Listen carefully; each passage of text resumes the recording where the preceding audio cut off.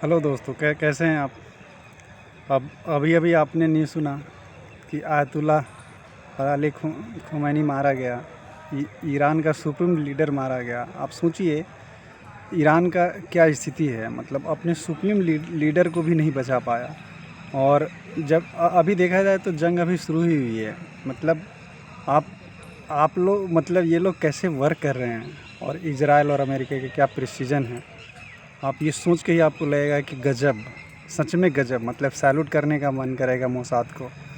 आप ये सोचिए कि आप जो कंट्री अपने सुप्रीम लीडर को भी नहीं बचा पाया, वो भी एक दिन के ही युद्ध में। और युद्ध तो अभी शुरू ही हुआ है एक तरह से। और जबकि आपको पता ही था कि इतने दिनों से टारगेट किया जा रहा है। मतलब लास्ट टाइम में भी आपको पता था कि आपके सेकेंड लाइन कमांड को यूं ही मार दिया गया। मतलब एक झटके में। उसके बावजूद भी ईरानियन सिर्फ मतलब हवाई किला बनाते रह गए। और हवाई किला भी ऐसा, सिर्फ अब बड़ी बड़ी बातें करना, हम इजराइल को ये कर देंगे, हम इजराइल को वो कर देंगे, हम अमेरिका को वो कर देंगे।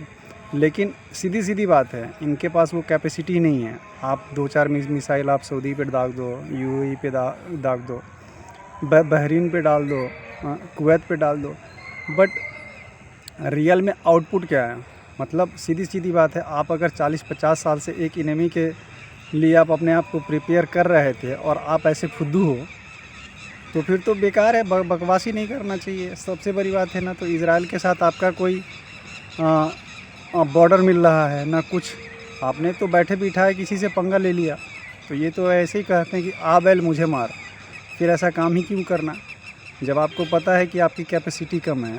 तो आपको किसी अपने से बड़े हाथी से भिड़ने की ज़रूरत क्या है। एक होती है कि हमारा बॉर्डर मिले, हमारी परेशानी हो कुछ, हमारा ज़मीन कैप्चर कर लिया है।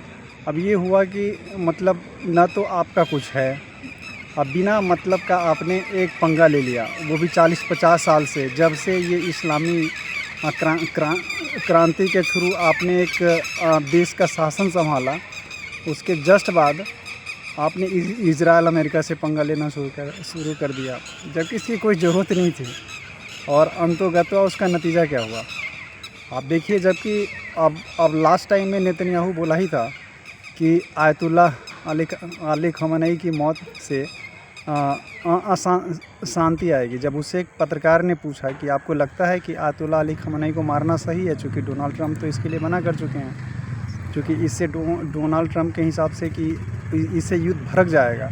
लेकिन उसी समय नेतन्याहू ने बोला था कि नहीं, इससे युद्ध भड़केगा नहीं, इससे एक्चुअली युद्ध समाप्त होगा। और ये बात बिल्कुल सही है। और मोसाद का ऐसा प्रिपरेशन तो सच में मतलब गजब। मतलब हमारे इंडियंस और रॉ एजेंट्स को भी, या इंडियन रॉ एजेंसी जो भी है, आईबी है, रॉ है, ये सबको मोसाद से थोड़े से सीखने की भी ज़रूरत है। बट हमारा अपना भी खुद का बहुत अच्छा है, बट ये मोसाद ने बहुत ही अच्छा वर्क किया है, सच में बहुत अच्छा वर्क। एज ए कंट्री देखा जाए तो बहुत बड़ी बात है उनके लिए।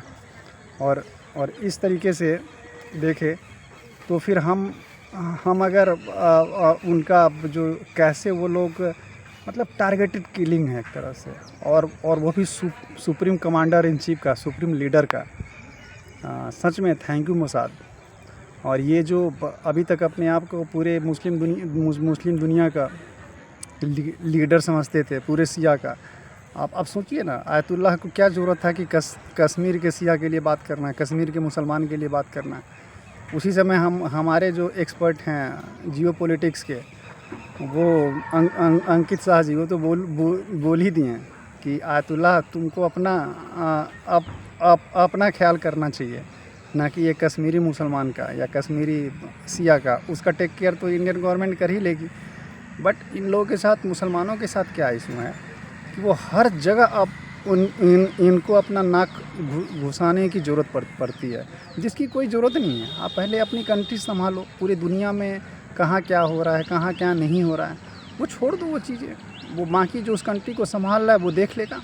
लेकिन नहीं, हर जगह इनको नाक घुसानी है। और आज एक समझिए कि एक चैप्टर अंत हो गया। और उम्मीद है अब ईरान में जो नए लीडर्स आएंगे, और उम्मीद तो यही है कि रिजिम चेंज होगा। और ये ज़रूरी भी है, ये मुल्ला रिजिम सब चेंज होनी भी चाहिए। ये घटिया लोग हैं, जितनी जल्दी चेंज हो जाए उतना बेहतर है। ये पूरे क्षेत्र के लिए शांति स्थापित होगा। इज़राइल के लिए भी, इंडिया के लिए भी। और इससे मुसलमानों को समझनी भी पड़ेगी कि आप कितने कमज़ोर हो। सिर्फ बड़ी बड़ी बातें करने से कोई ताकतवर नहीं बनता है। ताकतवर तभी बनता है जब उसके लिए वर्क किया जाता है। लेकिन अब देख लीजिए क्या हाल हुआ। Thank you Mossad, thank you Israel, long live Israel.